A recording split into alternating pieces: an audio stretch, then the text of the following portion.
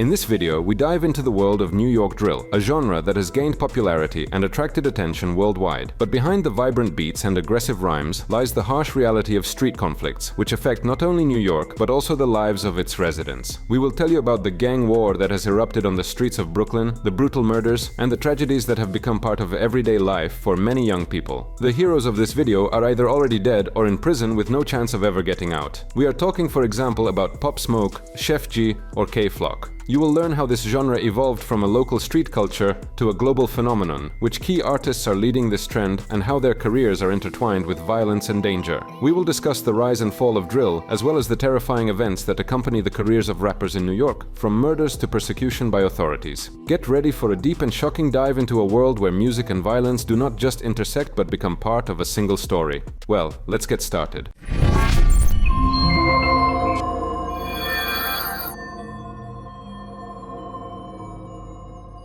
New York drill has long been known for its aggressive aesthetic, but in the fall of 2022, one track caused a real scandal not only in the hip-hop world but beyond it. Naughtybop, a song released by the group 41, Kyle Rich, Tata and Jen Carter, instantly went viral, but not because of its catchy sound. Instead, its lyrics and dance openly mocked the tragic death of 14-year-old rapper Naughty Osama.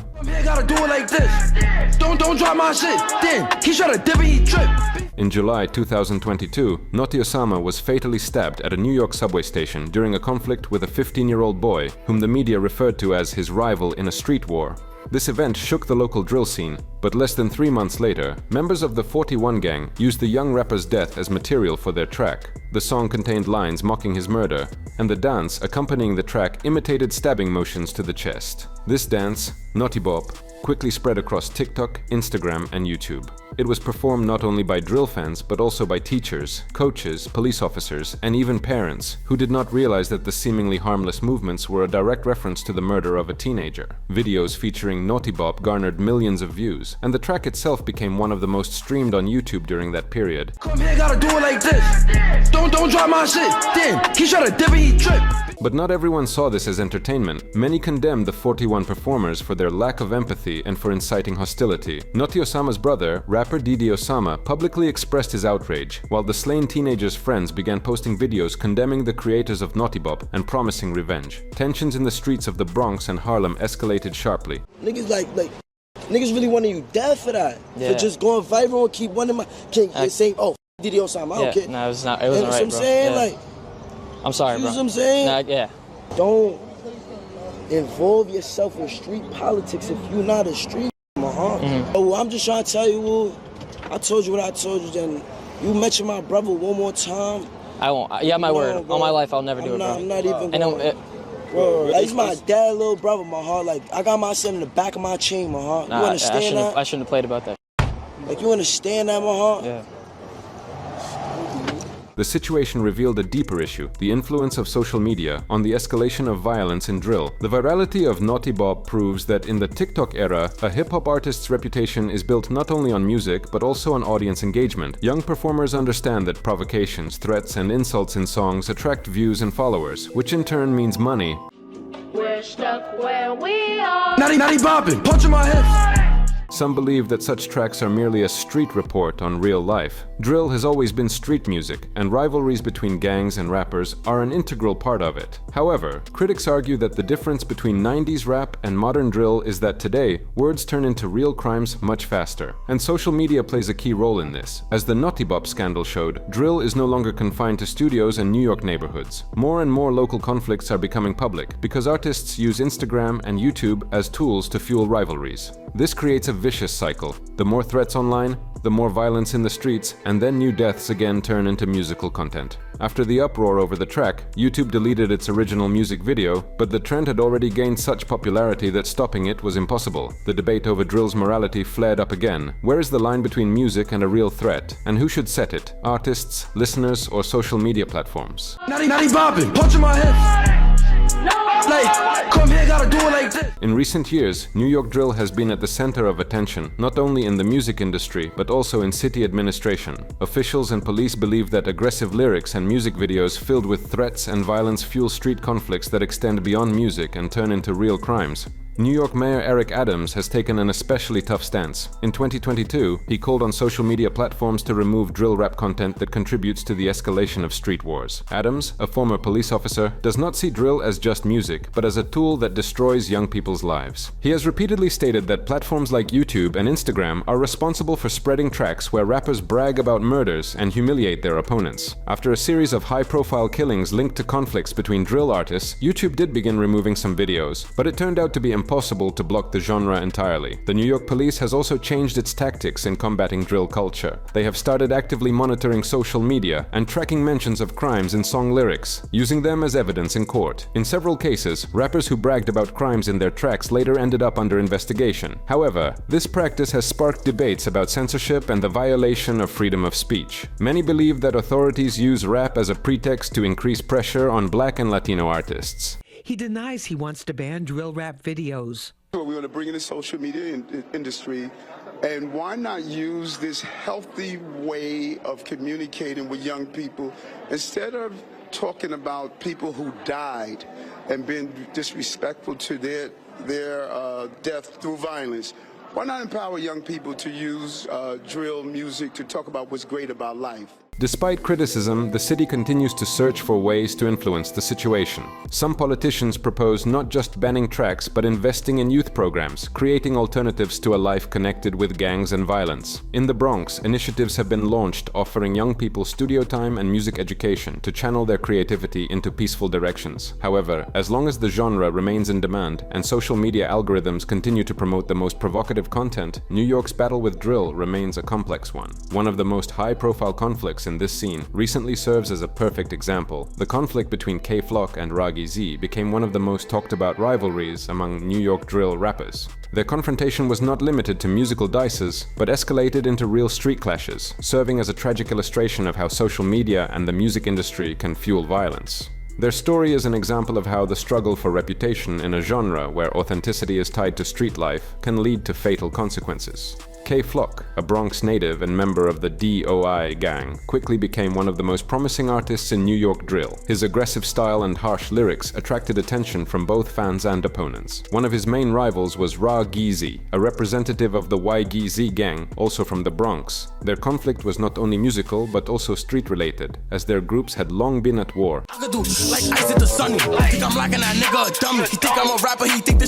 It all started with a series of mutual disses and threats posted on Instagram Live, TikTok and YouTube. In June 2021, K-Flock and Raggy Z engaged in a verbal altercation during a live broadcast, exchanging insults and challenges. This heightened tensions not only between them, but also within their circles. As the video spread across social media, fans from both sides actively engaged in the conflict, commenting and sharing posts, which further escalated the situation. Yo, K-Flock, my dad, what's my dad just ran to me? Fuck out of here. Like over here, child. Remember? What my mother Jack and clapped me in my stomach, remember? All jokes aside, bro, you around everything. I'm not even Less than 6 weeks after their public conflict on social media, the streets of the Bronx became the scene of real violence. 16-year-old Raggy Z was shot in a car in Harlem. He was attacked by two armed individuals associated with the rival gang. His death shocked many, but in the context of the drill scene, this incident quickly became material for new disses and mockery. Shortly after his opponent's murder, K-Flock and his allies released several tracks hinting at Raggy Z's death. In particular, in the song Being Honest remix, K-Flock used lines that fans perceived as mocking the deceased. The music videos and TikTok trends associated with this track only deepened the division between the gangs. Drill rappers began frequently mentioning Raggy Z in their lyrics, sparking outrage among his friends and family. Then I heard JB make it home. They say Flock could keep up and be strong. Nah, why? Cause that shit was wrong. Social media played a key role in escalating the conflict. In the past, such rivalries remained within neighborhoods and streets, but now every threat or mockery instantly spreads among thousands of users. As a result, fans from both camps started participating in the conflict, creating memes, videos, and posts that fueled hatred. But the most significant event was K-Flock's arrest in December 2021. The rapper was charged with the murder of 24-year-old Osvaldo Hernandez, whom he allegedly shot in Harlem.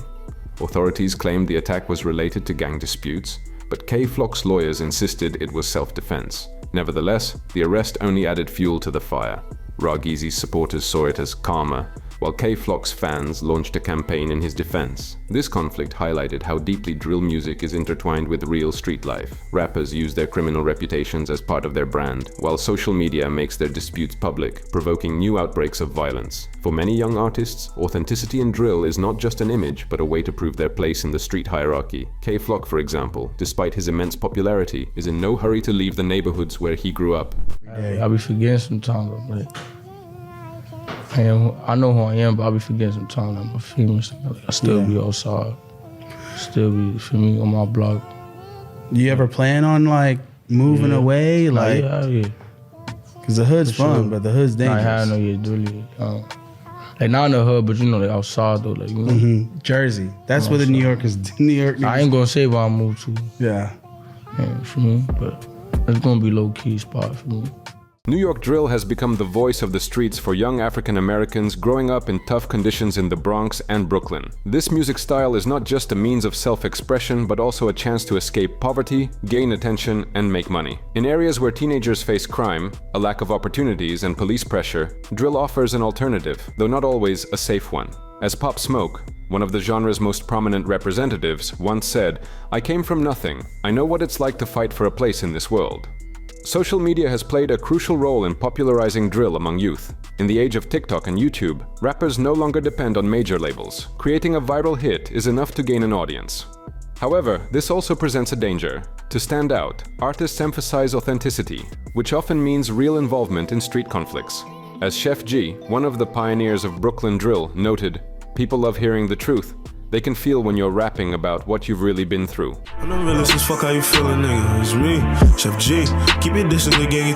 For many young African Americans, drill is a form of protest against a system that does not give them a chance. Music allows them to talk about the violence they face, unemployment, and police injustice. Meanwhile, New York authorities accuse drill of provoking crime. However, rappers argue that their tracks are not the cause, but a reflection of what happens in the streets. "If you want to change the music, first change the world we rap about," wrote one drill artist on social media. Drill's popularity is also linked to a sense of belonging. For many teenagers, participating in this culture is a way to find family and support, especially if they grew up without a stable home. Drill gives them status, street respect, and a platform to express themselves. However, for some, it ends in tragedy, as was the case with Noti Osama or Ragizi, and even Pop Smoke himself did not get to fully enjoy his fame. Before discussing Pop Smoke, let's dive a bit into the history of New York drill. In 2016, a young Brooklyn rapper, 22GZ, found a beat titled "Hop Out Drill Type Beat" by AXL Beats on YouTube. Inspired by the production, he recorded the track Suburban, which is widely considered one of the most important songs of Brooklyn drill's early days. Its raw and aggressive energy laid the foundation for what the genre would become.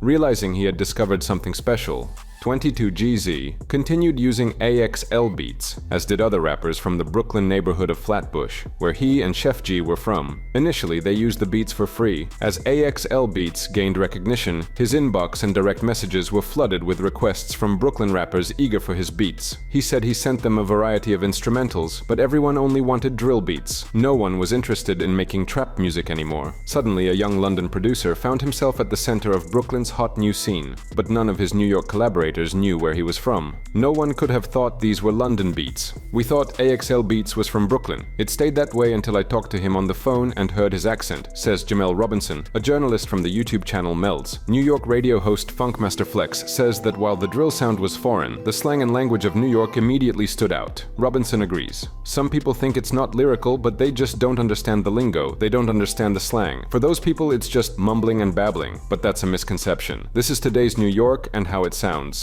Depending on who you ask, you might get completely different answers about who started the Brooklyn drill movement, but most will agree that 22GZ and Chef G were the first to show its big potential. After the success of 22GZ's track Suburban, Chef G responded with No Suburban, which was also produced by AXL Beats. At that time, no one was calling it Brooklyn drill yet, but something special had begun to happen. Watch you switch with the flow. Heard them niggas talking, look 'em causing show. Like the rappers who formed the Chicago and UK drill scenes, 22GZ, Chef G, and their peers used the realities of the crime cultures surrounding them to create highly relevant, instinctive music that deeply connected with their neighborhoods. And just like in Chicago, the whole scene was fueled by constant conflicts and deep-seated rivalries between competing groups. The only difference was that the beats kept coming from London. AXL Beats wasn't the only foreign beatmaker who helped shape Brooklyn's new sound. His fellow UK producers, 808 Mellow, Yoz Beats, Swerve, and Jamaica, were also eager to supply these dark yet energetic beats to New York rappers. 808 Mellow was the London producer behind one of the biggest UK drill hits, Heady One's Know Better.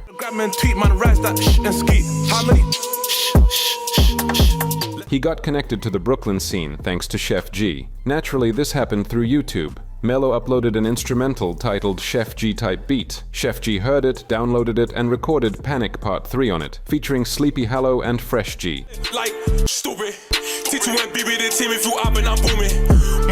The lively, hard-hitting, and energetic beats of 808 Mellow caught the attention of a wildly confident 18-year-old rapper destined to become the biggest star of the subgenre. We're talking about the legendary Pop Smoke.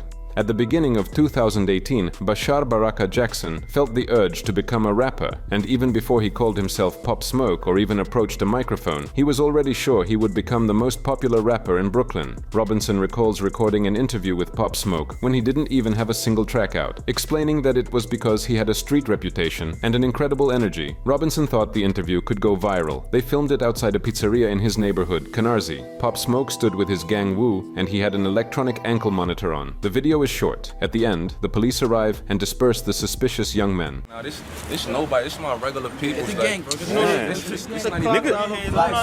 wait, you there? It's like 20 niggas out here. Choke K, GDK, nigga. We invented all that shit, nigga. 6 straight K, all that shit. 6 straight toast. They know who invented that. My boy B. Nobody that know me know my body. You feel me? Niggas might think they know me. Y'all niggas don't know me. Y'all niggas is lucky I'm on a bracelet right now. You understand? I'm on a bracelet, man. I was like, bracelet. Yeah, my son on house arrest though, baby. Listen, real Suvi shit, man. I'll tell you something, nigga. Niggas is Oh, we can't even talk too crazy then, bro. You see what I'm trying to say? Like, damn, I didn't even know that. Listen. He came across 808 Mellow's beats while listening to Chef G on YouTube and hearing Panic Part 3. He ripped the beat and recorded his remix to it called G-Que, which was later released as MPR. Meet you, flat in your body, eagle. We make a move like regal. If you listen to it today, it becomes clear that from the very beginning, he had found the style that would soon turn him into a star. But first, he needed more 808 Mellow beats. He was asking me for beats, but I didn't even know who he was. His email didn't even have the nickname Pop Smoke in it, so I had no idea who this guy was, recalls Mellow. But after some back and forth, Mellow sent Pop Smoke a beat. He recorded Welcome to the Party on it, and it changed his life. Baby, don't trip. Just lower your tone. Cause you can get hit. Don't let that Reflecting on why the track was so successful, Mellow says that the drums were danceable enough to work at parties, and he acknowledges that Pop Smoke took it to another level with his growling vocals. His voice itself was an instrument, and you didn't really need to add much else to make a hit, Mellow believes. A deep voice like 50 Cent's, I hadn't heard anything like that in rap since the early 2000s. A young guy with a grown man's voice, and with my beats, we made it mainstream. By the way, Mellow wasn't wrong to compare him to 50 Cent. Later, the New York hip-hop legend noticed Pop Smoke, and 50 Cent even produced some of his projects. They also had collaborations. That's my kind of bitch. She be saying some shit like when you go. And here's what 50 Cent himself said about Pop Smoke. Pop is like, he is 50 Cent, like it's a new version of it. The time that I did speak to him, they made some changes. You know what I'm saying? Because I'm looking going, I tell him, I said, yo, you got to just keep that clean all the way around because you got to do this. You gonna be like this. And he look and go, yeah. AXL Beats believes that Welcome to the Party changed the vibe of the entire Brooklyn scene. Now drill was music that sounded just as good at parties as it did on dark streets.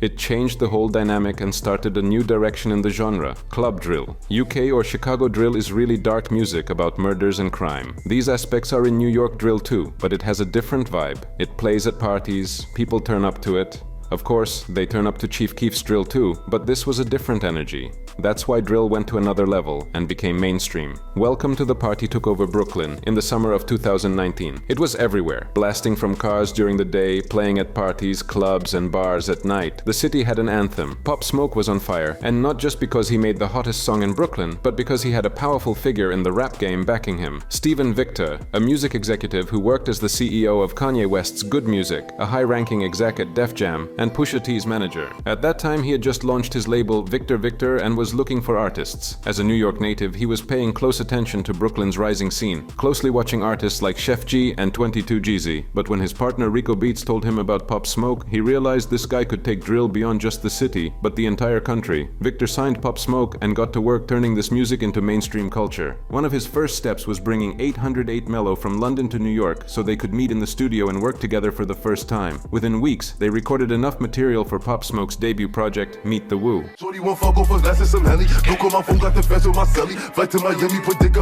At that time, Pop Smoke was already in the spotlight and had enough industry connections to bring in star guests for the album, but Victor's plan was different. You don't need any guest verses right now, and Mello should handle the production alone.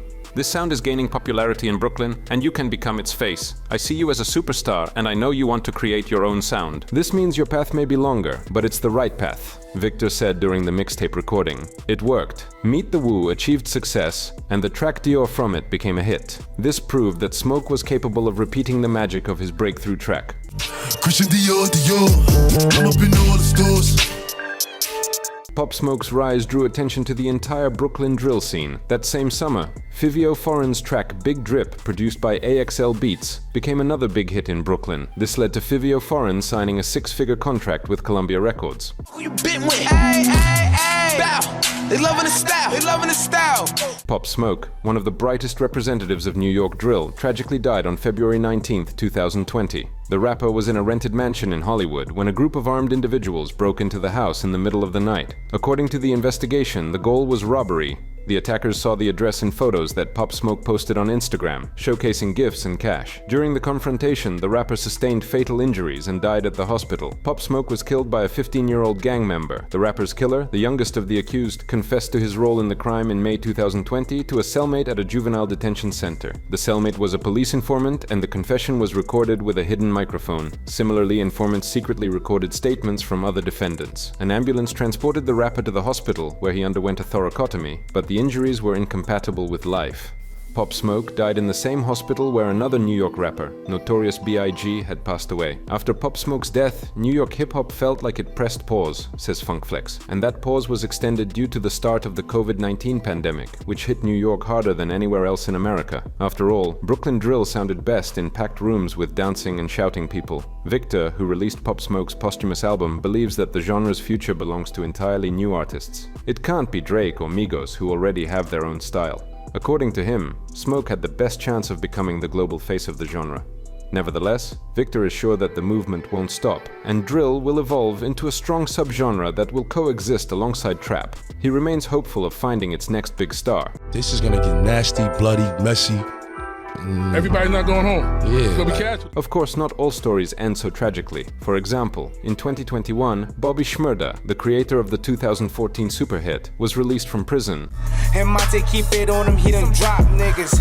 And he be wildin', he some. The 20-year-old Bobby Shmurda ended up behind bars just 6 months after releasing a chart-topping song. The rapper was arrested along with more than a dozen members of a criminal gang that had been under investigation for a long time. The incomplete list of charges: murder, attempted murder, drug trafficking, illegal possession of weapons. 2014 was a rollercoaster for Bobby Shmurda. At the start of the year, he became a superstar. His Shmoney dance went viral. By summer, NBA players and Jay-Z were copying it, and Shmurda was performing on stage with Meek Mill and Raekwon. In August, Epic, a Sony division, gave him a hefty contract. By December, he was already in jail. $20 in 1 hour of time. Now, there's a popular J. Cole song where he says, "Keep grinding, your life could change in 1 year, but yours changed in 1 hour." How did $20 change Bobby Shmurda's life? I got a studio session, Brownsville. You know Brownsville, right? Mhm. It's like, for people who don't know Brownsville, that's the fields. It's Yeah. like, you go down. So I had to go down in Brownsville, right across the street from the projects. And he's paid $20 an hour. And I got a $20 hour session, and I did the hot nigga. And when I put it out, everybody kept going crazy. It's going crazy, like everywhere it's going crazy, and the shit just blew up. Bobby Shmurda's lawyer claimed that the prosecution had no evidence, only testimonies from unreliable witnesses, co-defendants in the case. He's rich, why would he do this? The lawyer asked the press. The gang was found to have 21 firearms. One gun was in a bag on Bobby Shmurda's lap when police arrested him outside Quad Studios in Manhattan, the same place where Tupac was shot in 1994. A second pistol was found in the car. 2 gang members were charged with murdering members of the rival gang Brooklyn's Most Wanted in February 2013. The investigation accused the artist of firing towards a crowd near a barbershop and being present during a shootout with a rival gang near the courthouse. It's hard to say that any of Bobby Shmurda's other music has received anywhere near the same attention as his first hit. Interestingly, even in prison, his productivity was higher. He had a joint track with Tekashi, which became quite popular.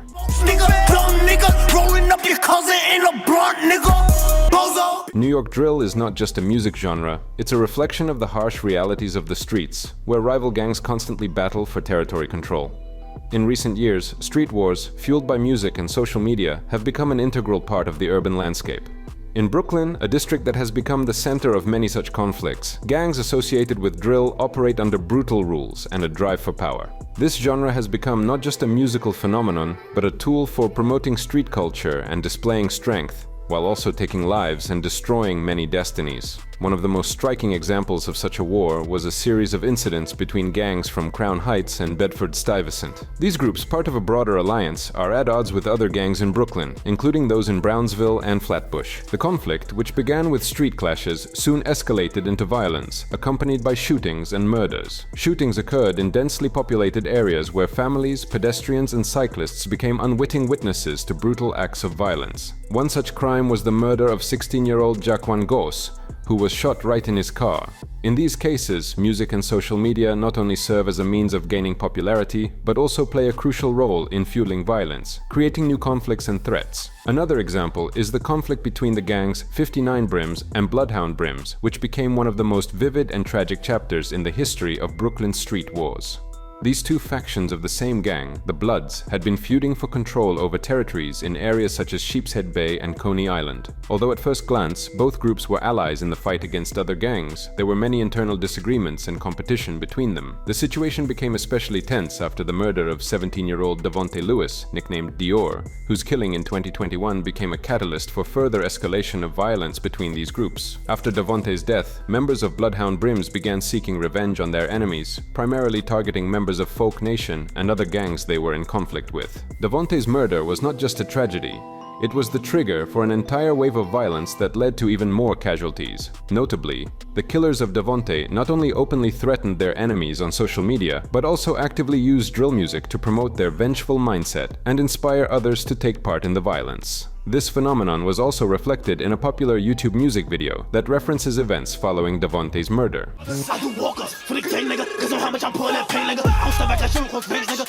Young people, like those accused in these murders, often act not only out of personal motives, but also under the influence of street culture, where displays of strength and brutality become mandatory for maintaining a reputation. Unfortunately, these street conflicts affect the entire community, bringing destruction and often leading to the deaths of innocent people. This is confirmed by numerous victims, such as a 29-year-old man who was severely wounded in a shooting caused by a gang mistakenly firing at random passers-by. One of the most troubling aspects of this situation is that many of the accused are teenagers as young as 14. These young people become involved in violence not only because of low education levels or family problems, but also because the gang becomes their only means of protection and self-assertion. The desire for respect among peers and the search for a place in society drive many of them, but the ultimate result is tragedy. Unfortunately, such stories are not uncommon in Brooklyn and other parts of New York, where street wars have been going on for years. Music, which has become an expression of their pain and rage, not only intensifies the conflict, but also serves as a reminder of how closely street wars and musical subcultures are intertwined. This entire cycle of violence cannot end without deeper social changes aimed at restoring order and engaging young people in healthy and safe activities.